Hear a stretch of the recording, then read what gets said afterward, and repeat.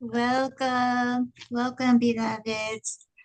Welcome to A Course of Love book reading written by Perron, first receiver. Normally,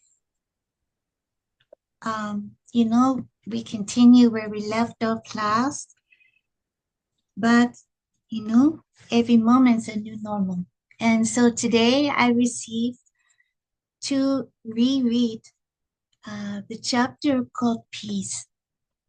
It is on page 238, chapter 10, and it's called Peace. Ruben, are you reading tonight? Are you reading? Would you like to read? Yes, I'll be with you for like 28 minutes. Yes, sir. I have this book. I just say chapter 10 Peace. Yes. from the first book, second book, or third book. We're reading from the first treatise, a treatise on the art of talk. If you'd rather than I could, I can just go ahead. Okay, go ahead. Okay, I'll do it. No worries. It's page 238, chapter 10, Peace.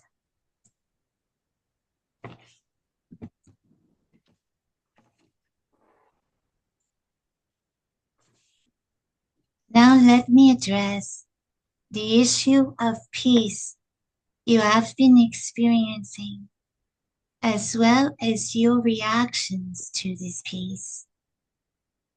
It is so foreign to each of you that you can't quite imagine that it is what you are supposed to be feeling.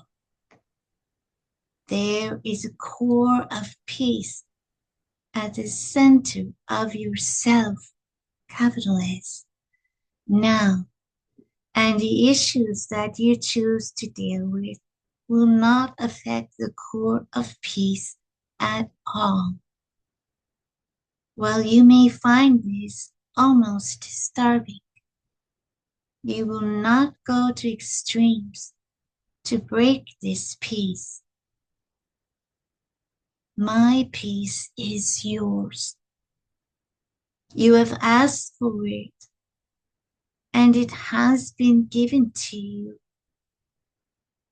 To not have it, you will have to choose not to have it.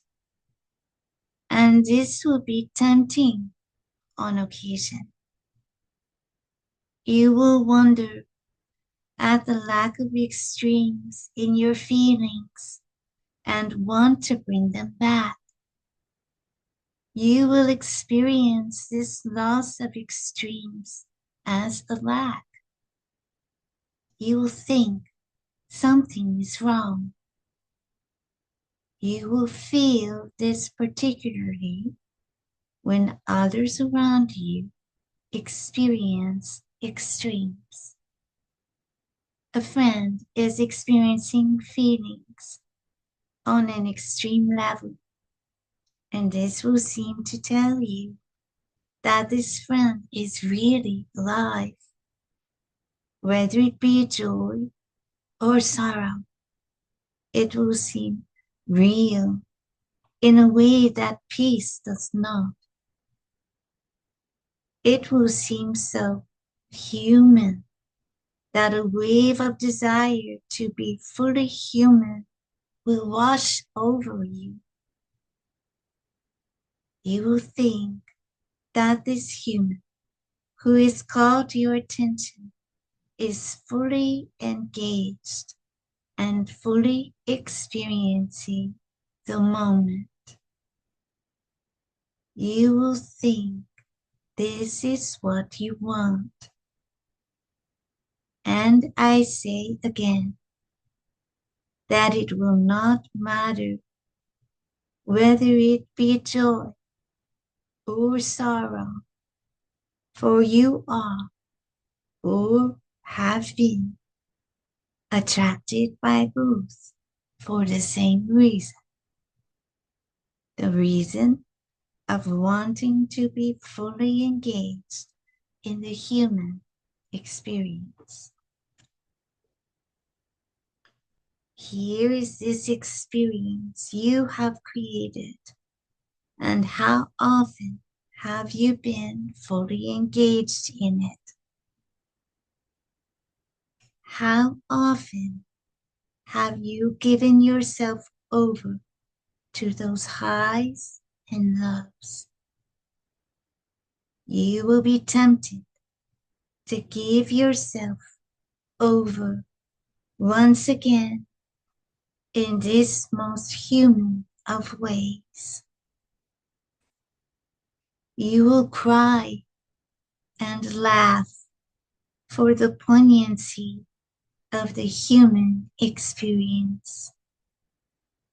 This is the known that you will be tempted not to give up. If you can't be moved from your peace by the greatest of these experiences, the most profound sorrow or the most all-encompassing joy you will feel in human. You will think that this cannot be where you are meant to be, what you are meant to feel. You will wonder what is wrong with you. This is temptation. The temptation of the human experience. This is what you continue to choose over the peace of God. This is not a right or wrong choice, but it is a choice. It is your free will to continue to make this choice. You used your free will to choose the human experience. Now are you willing to use it to choose the peace of God instead? Can you wholeheartedly choose peace? Can you choose peace long enough to become accustomed to joy without sorrow? If you cannot, you will continue to create hell as well as heaven, and will continue the separation between the divine and the human. Is heaven worth enough to you to give up hell? These extremes of the human experience have been learning devices. They have cracked open hearts and minds to the divine presence within. You have chosen them for just this reason, but you can now be an observer and look upon them as your brothers and sisters' learning choice without choosing to return to learning in the same way again. You no longer need these experiences to alert you to the divine presence. Once you have learned to read, you do not return to learning to read over and over again, even while you may continue to read for a lifetime. You can continue to experience life and still carry the peace of God within you. As you live in peace, you can be an example to your brothers and sisters, an example that says there is another way. Are you being asked to give up extremes? Yes, you are being asked to give up all that would take peace from you. But as you have been told before, you will be giving up nothing. It will seem as if it is so for a while, perhaps. You will continue to be attracted to those living at the extremes, and there is no reason not to take joy in observing another's happiness or to feel compassion at another's suffering.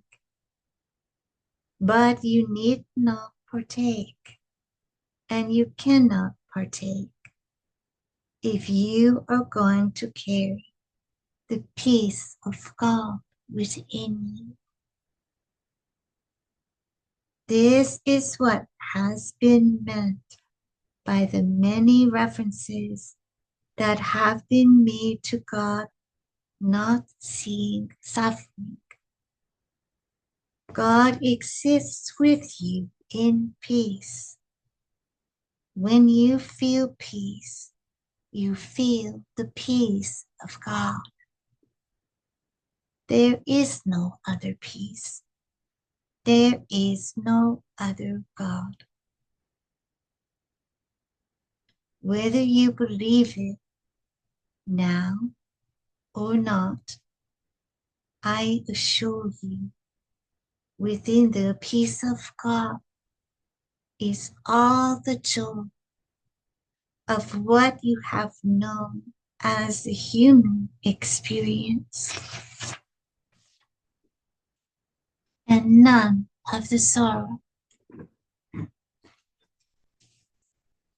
Each of you will have an experience you look back on, an experience of profound joy or grief that also became an experience of profound learning.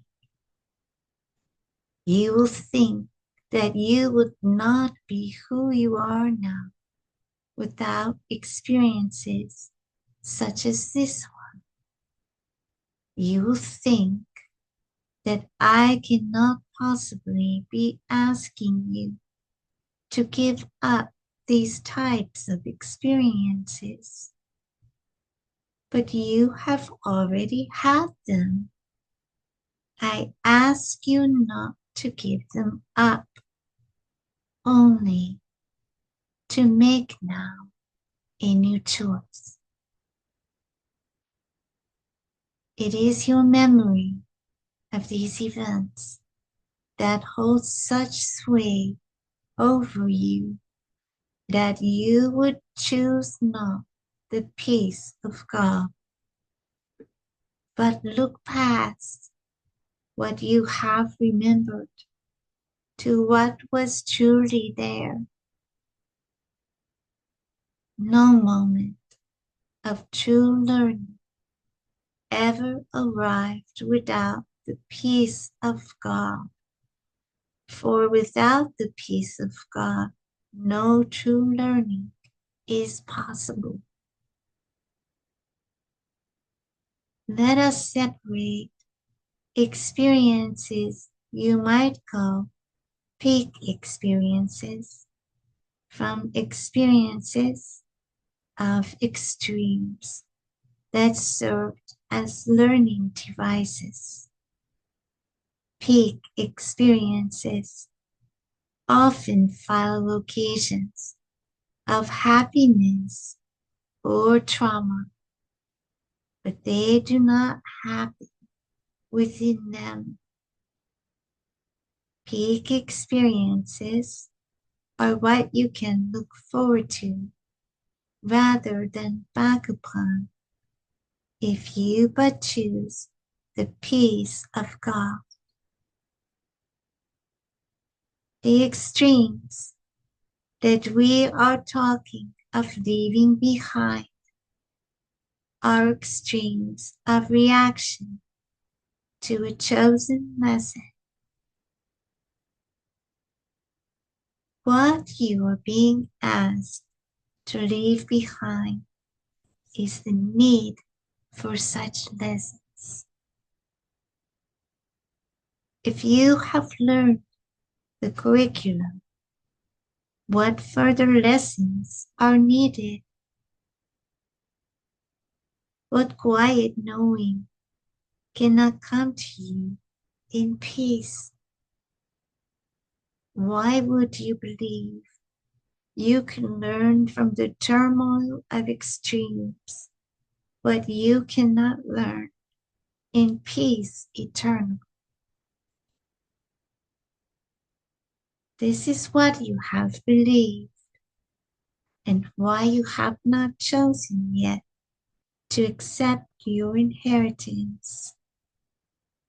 Yet let the memory of the truth return to you now, and you will see that peace is all you have sought learning to attain. If you do not pause now and accept that it is here, you will not know the peace of God that is your own self. Capital S. Peace, in whatever way you find it, in whatever expression it takes, no matter what words you use to describe it, is your answer to God and God's answer to you. Peace is the inheritance I left you. Peace of body, mind, and heart. Peace is a realm of miracles, the condition of the wholehearted, the prerequisite to the art of thought, the description of heaven, the abode of Christ. Peace has come to you, and you to peace. Now your final instruction is here. You who have found peace, live in peace. You have been given the peace of God. Go in peace. Spread peace throughout the land. Go out in peace and love and service to all. For in this going out, you come home and bring with you all the brothers and sisters you have brought to peace. Go in peace to love and serve with all your heart. Thus are we one heart, one mind, one unity. Thus are we one in a relationship of love and peace that is our eternal home. Welcome home, my brothers and sisters in Christ. Welcome home.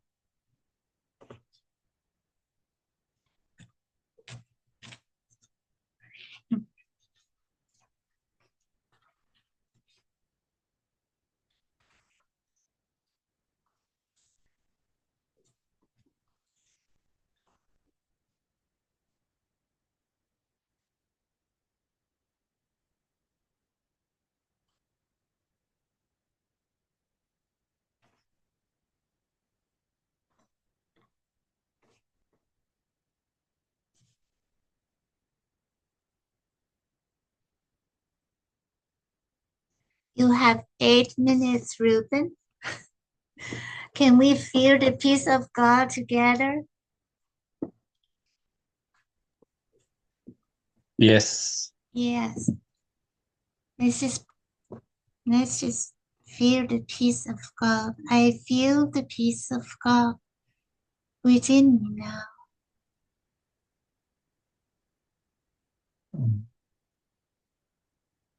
Let it fill you. I feel the peace of God within me now.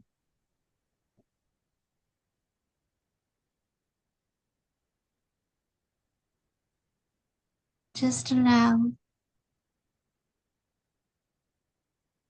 I feel the peace of God within me now. Feel it. It's a feeling.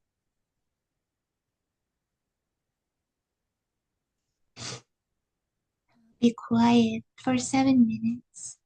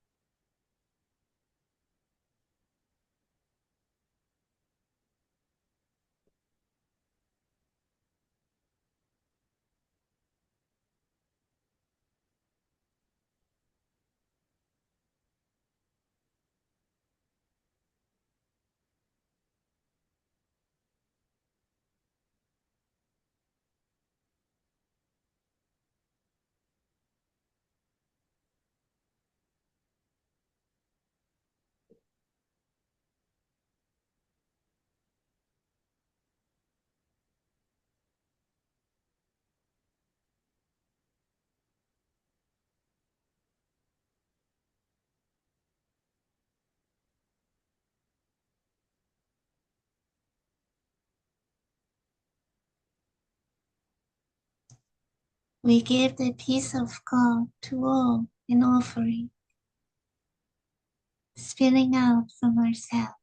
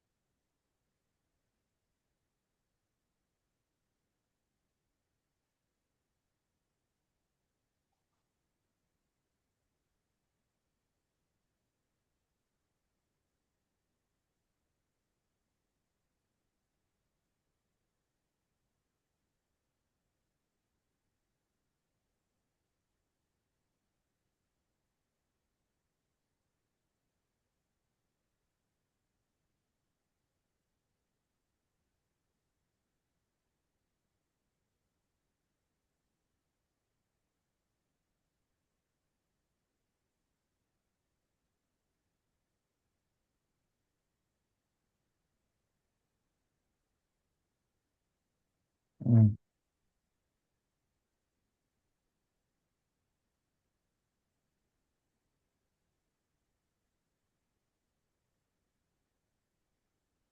Thank you, Father.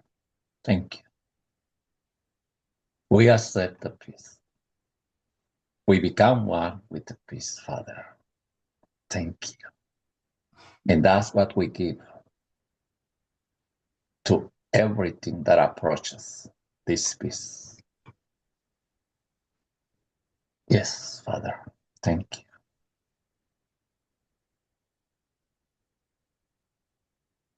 We are complete, Father. Thank you.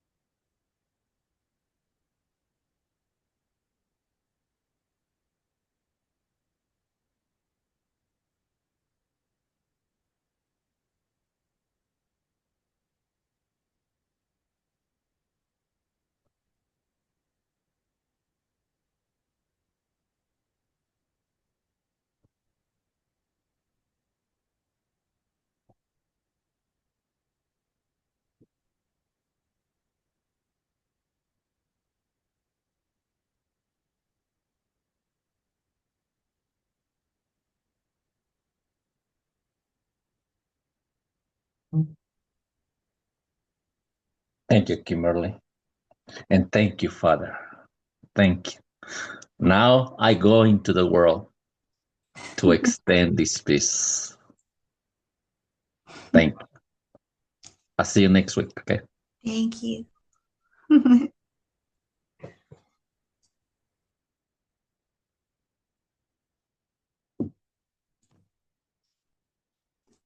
And so, let us continue. Where we left off last week was also chapter 10 of page 312. An exercise in forgetting. Page 312, chapter 10.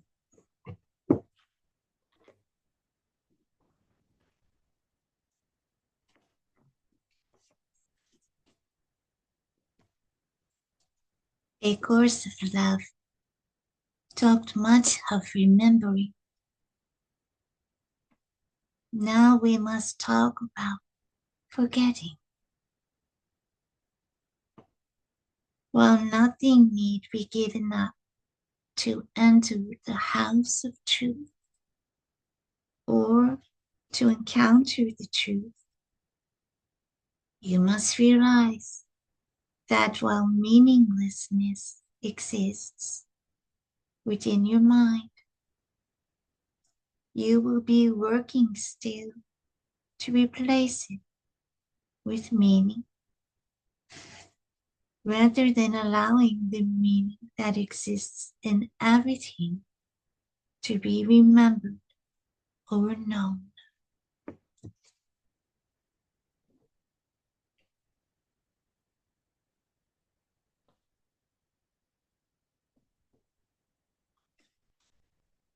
Thus are more practical lessons needed in regard to the life of the body that you now will let serve our cause of creating heaven on earth.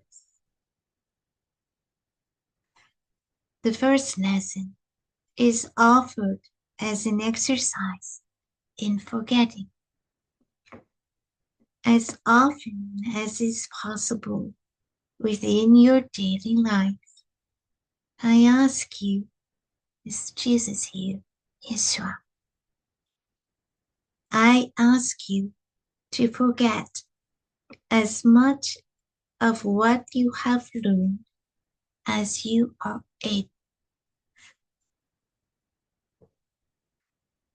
The first thing I ask you to forget is your need to find a place where blame can be placed. You who have been waiting to get to the hard part of this course may find it here. The idea of blame is incongruous with the idea of a benevolent creator and a benevolent creation, and as such is the only blasphemy. To blame yourself is as senseless as blaming others, and your inclination to place blame upon yourself must be given up as well.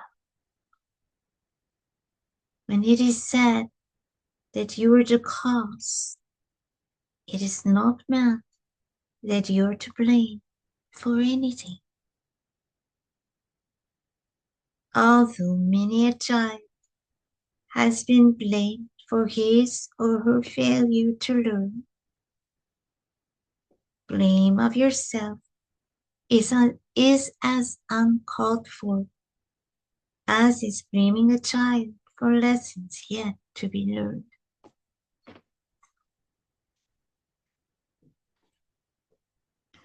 Taking away the idea of placing blame will change your thought processes beyond your wildest imagining.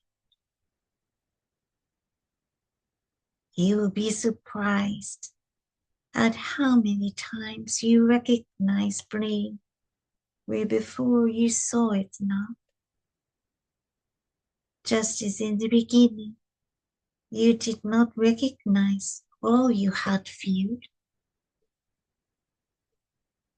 But just as you have from recognizing what it is you fear, been able to bring those concerns to love, you can now do so with blame. All you need to do is catch yourself in the act of placing blame and say to yourself, I was placing blame again, and I choose to do so no longer. You need not spend any more time with blame than this, and I offer you no word or sentiment to replace it. I ask you simply to take the thought of it from your mind as quickly as it enters. You would find this easier if a replacement were offered, for ridding your mind of blame will leave an empty space you will long to fill. This act of consciously choosing not to place blame will short circuit the many thoughts that you would attach to this idea, thoughts that have formed a chain reaction of situations and events, feelings and behaviors that you had no realization were birthed from the idea of blame. Although I offer it not as, as a replacement, what you will find will come in the place of blame is an idea of acceptance of what is, an idea that is needed now. Acceptance of what is acceptance that whatever is happening in the present moment is a gift and a lesson. What comes as a lesson may not seem like a gift, but all lessons are gifts. While some of these lessons may come in forms that make them seem like lessons of old, they will not be repeats of lessons that have come before. They will not be lessons that you find difficult or distressing if you accept them as lessons and realize that all lessons are gifts. What you have struggled to learn in the past, you have struggled with only because you did not realize the nature of the situation as a lesson or recognize that all lessons are gifts. This relates to our exercise on forgetting, for you must forget the ways in which you have formerly reacted to every situation. No one situation coming to you now will be a repeat of the past.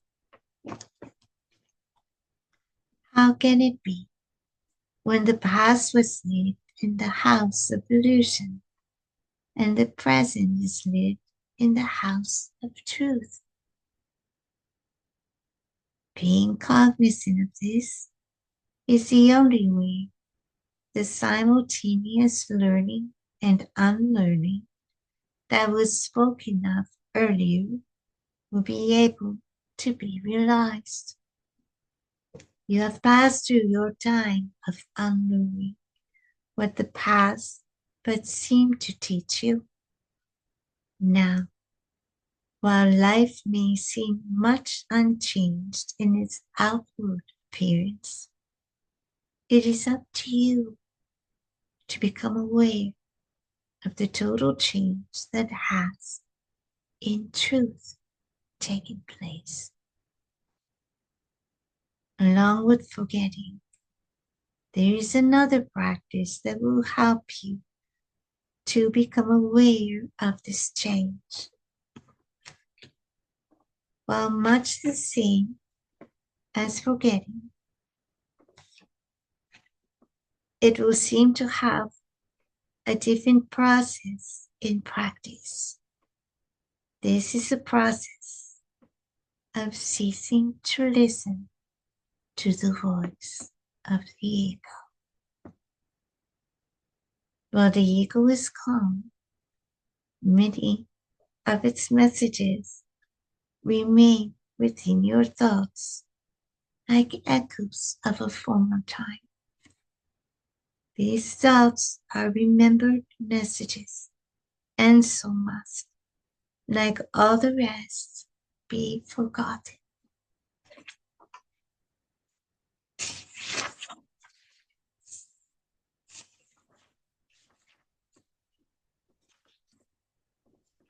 The process of forgetting these thought patterns will be only slightly different from forgetting your former reactions to people and situations, and much like forgetting to place blame.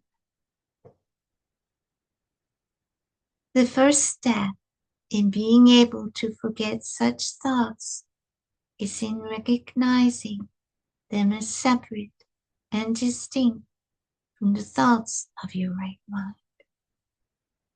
or Christ mind. This will be easy because the thoughts of the ego mind were always harsh with you or with others.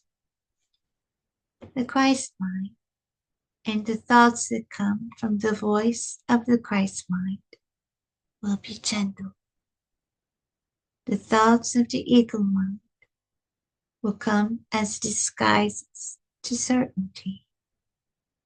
Given just a little practice, these disguises will be easily seen through and the uncertainty behind them revealed. Thoughts of the Christ mind will hold a certainty that cannot be disguised. Remember that all doubt is doubt about yourself, and that you are no longer called to doubt yourself. Yourself is now your Christ self.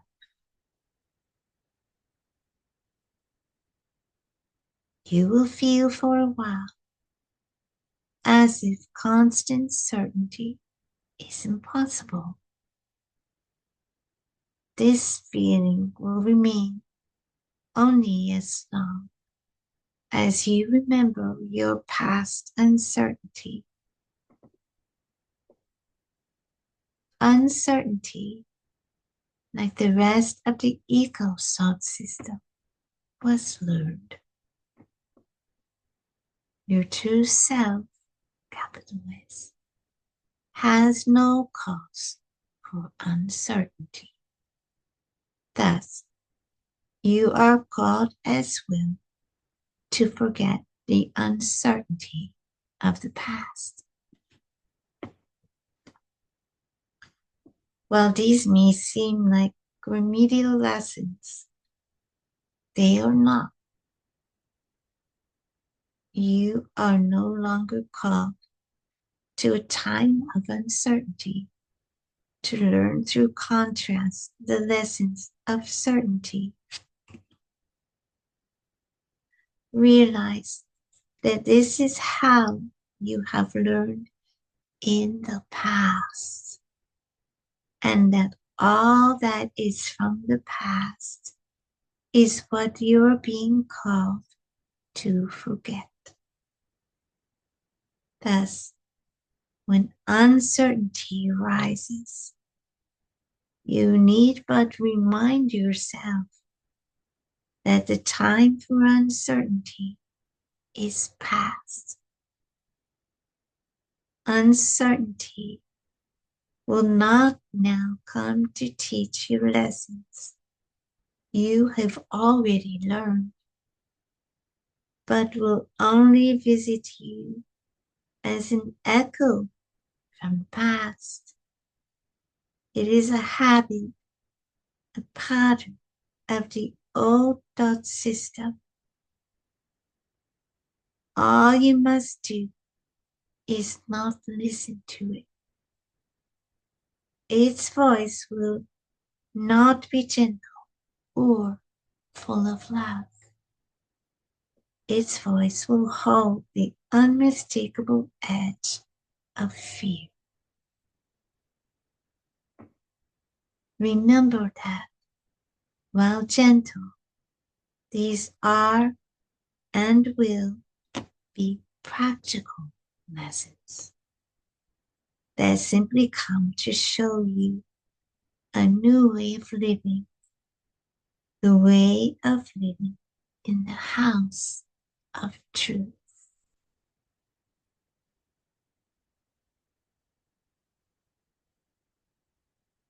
You will not need to learn a foreign language to dwell in this new house, but you will need to learn what will at first seem to you a foreign thought system.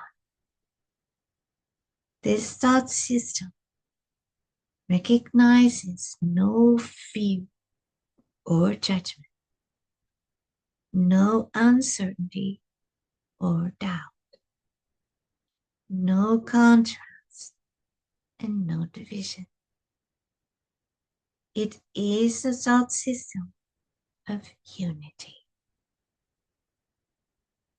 It is your true thought system and will be easily remembered once you begin to let it automatically replace the old.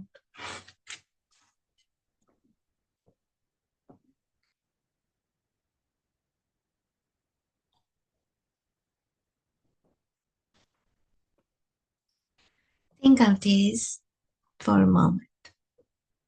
As you would a learned language. If you learned Spanish as a child and then learned and spoke English for many years, You might believe your Spanish to be forgotten.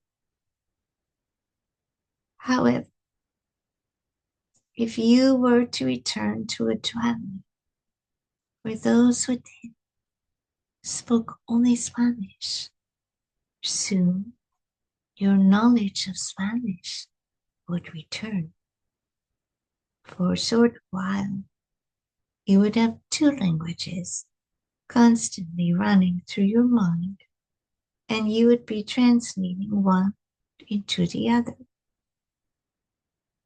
But eventually, if this situation went on for many years, you might think you had forgotten your ability to understand English. What we are doing now is much like translating the learned thought system of the ego into the thought system of the Christ self that you would think you had forgotten. As you dwell in the house of truth, if you do not resist unlearning the ego thought system, the thought system of your true self will quite simply return to your memory. You will soon forget the thought system of the ego self, even though while encountering those who still use the thought system, you will be able to communicate with them. Yet, the ease with which you communicate with them will diminish over time. You will find yourself constantly teaching the language, if you will, of the new thought system. For you will have no desire to communicate with anything less. You will find that your new language will gather people to you in much the way people will gravitate toward beautiful music. Many will be eager to learn what you have remembered because they will realize that the memory of this language exists within them as well. It will come naturally to you to welcome these back to the common language of the mind and hearts joined in unity. You will desire more than anything for everyone you encounter to share this remembered language. Some, however, will be resistant. This is why we have called these lessons in forgetting practical lessons for the life of the body. They are lessons that will soon be translated in another way. These lessons that will enter your mind and heart will, of necessity, need to be translated into the language of the body as well. While your human form remains, you will be dwelling among those in human form.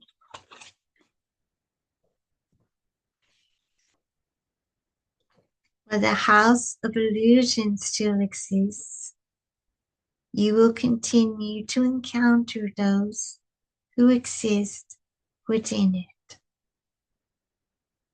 While you continue to encounter those who exist in the house of illusion, you will continue to encounter temptations of the human experience. These are what we will now address. So that ended chapter 10.